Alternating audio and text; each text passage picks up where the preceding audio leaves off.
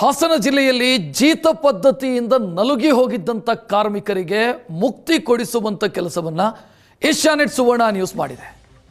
ವಿವಿಧ ಜಿಲ್ಲೆಯ ಕಾರ್ಮಿಕರನ್ನು ಕರ್ಕೊಂಡು ಬಂದು ಜೀತಕ್ಕಿರಿಸಿಕೊಂಡಿದ್ರು. ಬೇರೆ ರಾಜ್ಯಗಳಿಂದ ಜನರನ್ನು ತಂದು ಹಣ ಕೊಡದೆ ದುಡಿಸ್ತಾ ಇದ್ರು. ಸದ್ಯ 18 ಮಂದಿಗೆ ಜೀತ ವಿಮುಕ್ತಿ ಸಿಕ್ಕಿದೆ. ಪೊಲೀಸರು ಮತ್ತು ಕಂದಾಯ ಇಲಾಖೆಯ ಅಧಿಕಾರಿಗಳ ಕಾರ್ಯಾಚರಣೆಯನ್ನು ಮಾಡಿ ಈ ಮಾಹಿತಿ ಮೊದಲು ಸಿಕ್ಕಿದ್ದು ಸುವರ್ಣ ನ್ಯೂಸ್ಗೆ. ಜೀತ ಮಾಡ್ತಿದ್ದಾರೆ ಅಥವಾ ಜೀತ ಪದ್ಧತಿ ಇನ್ನೂ ಜೀವಂತವಾಗಿದೆ ಅಂತ ಈ ಮಾಹಿತಿಯನ್ನು ನಾವು ಸಂಬಂಧಪಟ್ಟ ಇಲಾಖೆಯ ಜೊತೆಗೆ ಹಂಚಿಕೊಂಡು ಕಾರ್ಯಾಚರಣೆಯನ್ನ ನಡೆಯೋದಕ್ಕೆ ಕಾರಣೀಕರ್ತರಾಗಿರೋದು.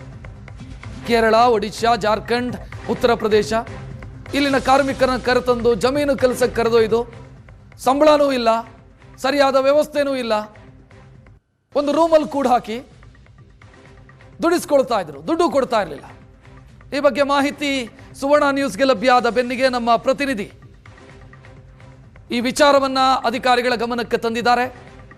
ಸದ್ಯ ಕಾರ್ಯಾಚರಣೆ ಮಾಡುವ ಮುಖಾಂತರ ಎಎಸ್ಪಿ ತಮ್ಮಯ್ಯ ನೇತೃತ್ವದಲ್ಲಿ ಕಾರ್ಯಾಚರಣೆಯಾಗಿದೆ. 18 ಮಂದಿ ಕಾರ್ಮಿಕರನ್ನ ರಕ್ಷಣೆ ಮಾಡಲಾಗಿದೆ.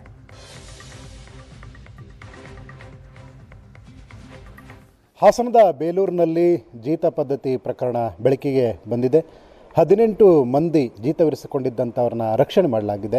ಈಗ ಅವರನ್ನು ಹಾಸನ ಪೊಲೀಸರು ರಕ್ಷಣೆ ಮಾಡಿ ಕರೆತಂದಿದ್ದಾರೆ. ನೀವು ಇಲ್ಲಿ ದೃಶ್ಯಗಳಲ್ಲಿ ನೋಡ್ಬೋದು. 18 ಮಂದಿ ಬೇರೆ ಬೇರೆ ರಾಜ್ಯದಿಂದ ಸೇರಿ ಒರಿಸ್ಸಾ, ಬೇರೆ ಬೇರೆ ರಾಜ್ಯ ಸೇರಿ ಒಟ್ಟು 18 ಮಂದಿಯನ್ನು ಈಗ ರಕ್ಷಣೆ ಮಾಡಿ ತರಲಾಗಿದೆ.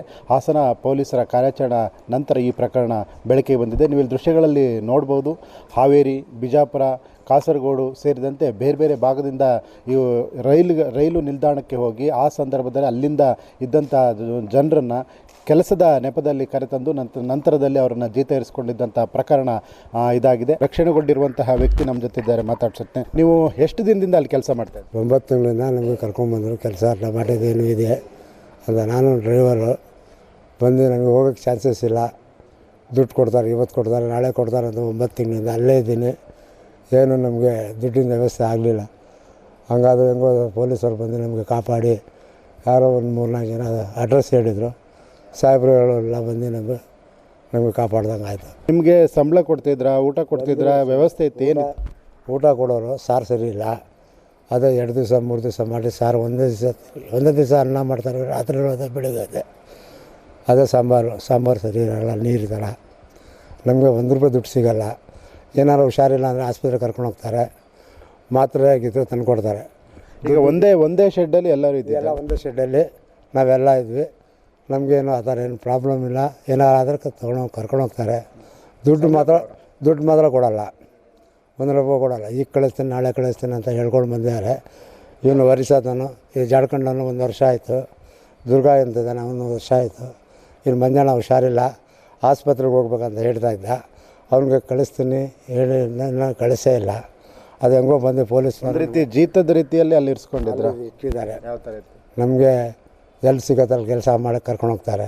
ಮಡಿಕೇರಿ, ಕುಶಾಲನಗರ, ಮೂಡಿಗೆರೆ, ಏನು ಕೆಲಸ ಇದ್ರು ಶುಂಠಿ ಕೀಳೋದು, ಶುಂಠಿಗೆ ಮಣ್ಣು ಹಾಕೋದು, ಹೊಲದಲ್ಲಿ ಪೈಪ್ ಹಾಕೋದು. ಓನರ್ ಹೆಸರೇನು?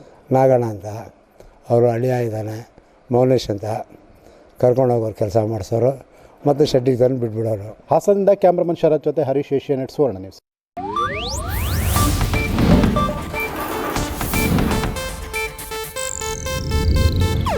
ಇದು ಏಷ್ಯಾನೆಟ್ ನ್ಯೂಸ್ ನೆಟ್ವರ್ಕ್ ಪ್ರಸ್ತುತಿ.